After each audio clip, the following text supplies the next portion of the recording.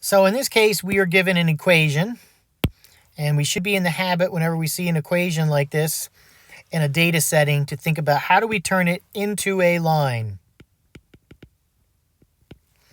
So the k is a constant. What should be plotted in order to produce a straight line graph with the slope equal to k? So we have some graph we're going to make, something on the x-axis, something on the y-axis, and we want it to be a straight line, like so. So we begin by writing out that equation, v equals the square root of kp.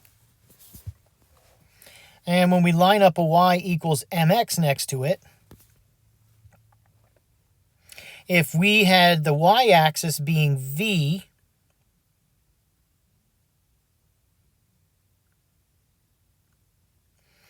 if the y-axis were v,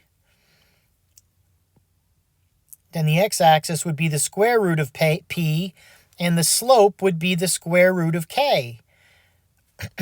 So then the slope would be the square root of k and not k.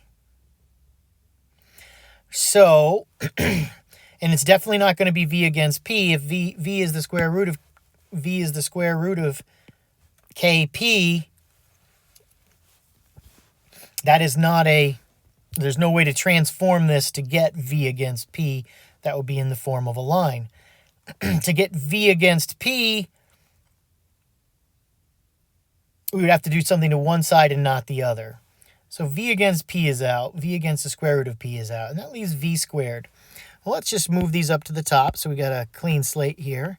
So v squared, v is square root of k times p.